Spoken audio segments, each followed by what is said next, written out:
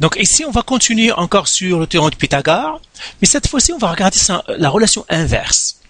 Eh bien, la relation inverse de Pythagore, regardons cet exercice ici, par exemple. L'exercice ici, il nous demande, est-ce que c'est un triangle rectangle? Ok? Tout simplement, on va dire, ok, est-ce que c'est un triangle rectangle? Ça veut dire, est-ce qu'il a un angle droit? Eh bien, on va regarder. Eh bien, s'il y a un angle droit, ça doit être ici. On suppose, on ne sait pas que c'est un angle droit, mais on va dire, ah, ça c'est un angle droit ici. Et qu'est-ce que ça me dit, la relation de Pythagore?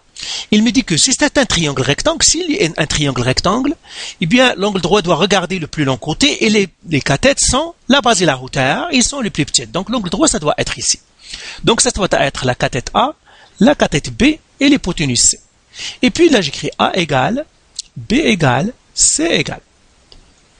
Et maintenant, je dis, est-ce qu'ils m'ont donné A? Oui, ils m'ont donné 10. Est-ce qu'ils m'ont donné B? Oui, ils m'ont donné 17. Est-ce qu'ils m'ont donné C? Oui, ils m'ont donné 20. Et là, je dis, mais si c'est un triangle rectangle, donc je peux écrire C au carré, je peux trouver le C au carré est égal à A au carré plus B au carré. Et puis, je peux remplacer.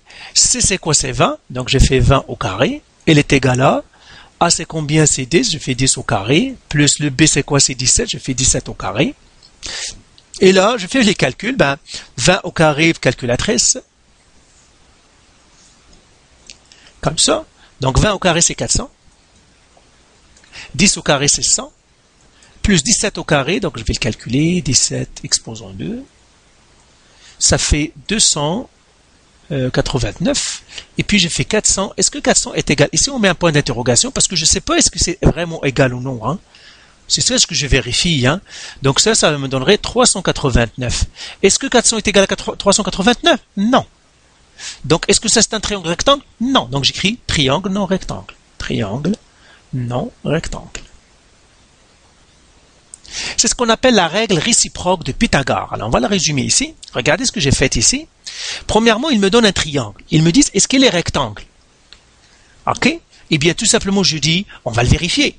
Alors, je dis, si le triangle est rectangle, l'angle droit, où est-ce qu'il doit être? Eh bien, l'angle droit doit toujours regarder le plus grand côté. Le plus grand côté, c'est 20. Donc, mon angle droit, ça va être ici. Ok? Et là, je dis, mais si c'est un triangle rectangle, l'hypoténuse sera là, les deux seront les deux cathètes. C'est pour cela que j'ai mis A égale à 10, B égale à 17, et puis C est égal à 20.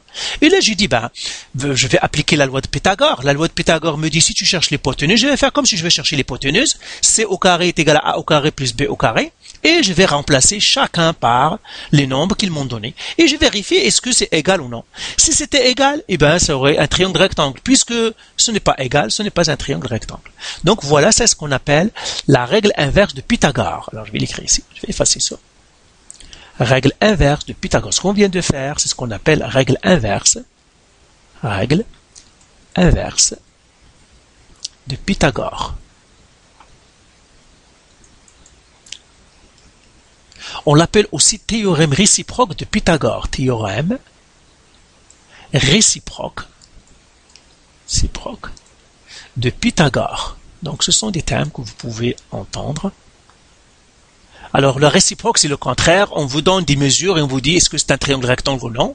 Avant, on prenait les mesures, ils nous donnent déjà le triangle rectangle et on trouvait les mesures. Ici, c'est le contraire qu'on pourrait avoir. Donc, voilà pour la règle réciproque de Pythagore.